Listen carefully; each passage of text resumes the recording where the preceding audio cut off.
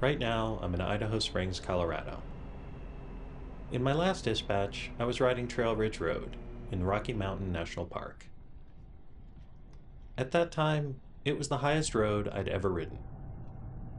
But we're going to go higher, much higher. Over these 3 days, I rode 580 miles and reached 14,130 feet. If you enjoy this video, please like and subscribe. And if you've ridden this area or would like to, leave a comment. I travel solo, so it lets me know you're out there watching, and it helps others find the channel. Route 7 out of Estes Park was pretty, but when I turned onto Route 72 towards Nederland, the day really started. 22 miles of sweeping turns and moderate hills. I stopped for breakfast in town, and a local at the counter called that road aggressively beautiful. And I agreed with her enough that I rode 22 miles back to Route 7, and then turned around and rode it again. 22 miles of road, 66 miles of riding. There was a motorcycle parked on the shoulder on one of those passes. No rider in sight, probably off hiking, I thought. The next day, I saw a photo of that same bike on Ride to Food's page on Facebook. She's a YouTuber I've been watching who's based out here. Turns out we'd passed each other twice, and I have proof. From Nederland, I dropped down into Boulder Canyon on my way to see a childhood friend in Erie. The Colorado River is famous for carving canyon walls, and these made me feel small, in a good way. After visiting with Lyle and his family, I took a route up to Buffalo Bill Cody's gravesite, overlooking Golden. I rode down Lookout Mountain and wound through Clear Creek Canyon to Idaho Springs. It was a good way to spend the 4th.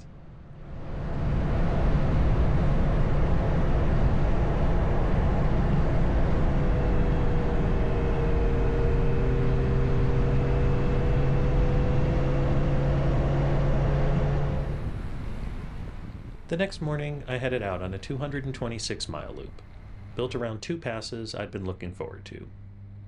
Berthoud and Loveland are both Butler G1 roads, and they earned that distinction.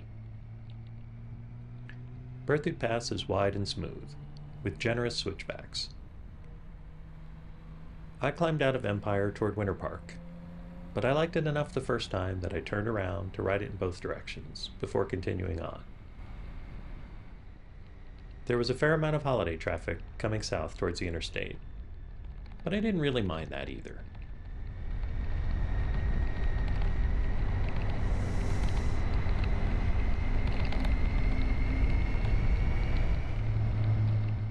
Next was Loveland Pass, a pass with a job to do.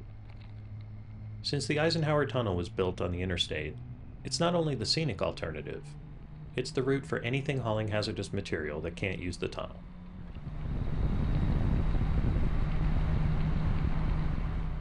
If you ride it, you're going to share it with a surprising number of trucks.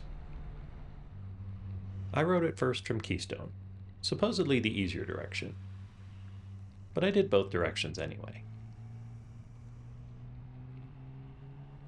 On the way back, I got stuck behind a tanker truck for a bit, but a passing lane opened up, and after that, I had the lane all to myself.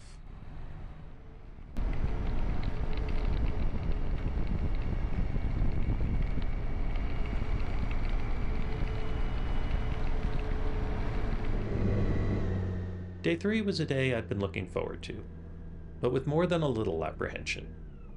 Today, I ride Mount Blue Sky, formerly known as Mount Evans. Idaho Springs, where I started, sits at about 7,500 feet. The summit parking lot on Mount Blue Sky is at 14,130 feet. That's over 6,600 feet of climbing in 28 miles. It's my personal high-altitude riding record, and it's going to stand for a long while, because Mount Blue Sky is the highest paved road in North America. But it wasn't the altitude that got to me. It was the 1,000-foot-plus drop-offs and tight, narrow switchbacks that give this road its white-knuckle factor.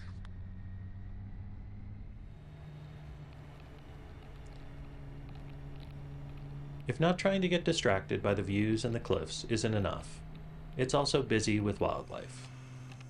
Deer, fox, chipmunks, dozens of mountain goats, and more marmots than I could count.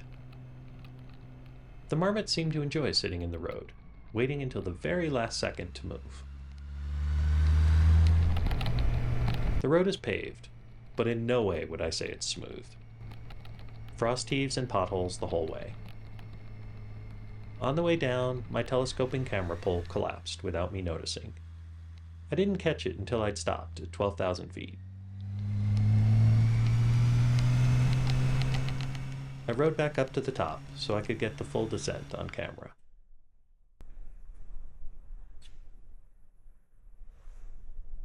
And here's a minute of that descent in silence. I think you'll agree, it was worth it.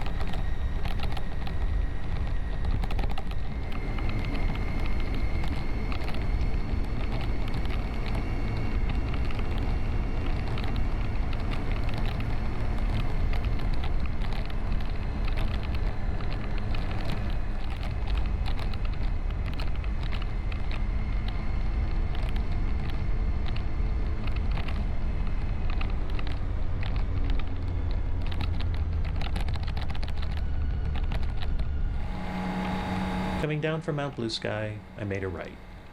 And Mestaa'Ehehe Pass, I hope I'm pronouncing that right, formerly known as Squaw Pass, carried me through the Arapahoe National Forest toward Evergreen. The turns open up, wider and wider with every mile, which made for a ride I didn't want to see end. But of course it has to, and I rode back to Idaho Springs over Guanella Pass.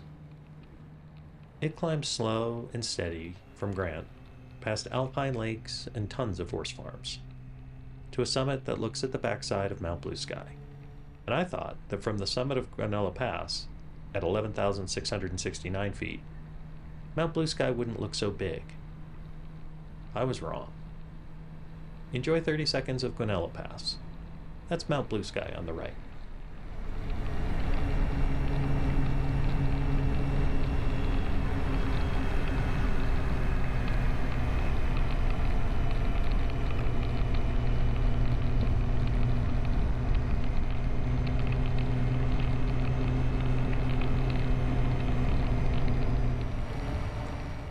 I'm not sure I'll ever be completely immune to the nervousness that comes from riding a motorcycle on roads like these. But I am getting more comfortable and more confident than when I started. I hope that continues, because my next stop is Salida, and on the way I'll ride Independence Pass, another one of the highest and most famous of the Colorado passes. Thanks for watching. Until the next ride, be safe, be curious, and keep meandering.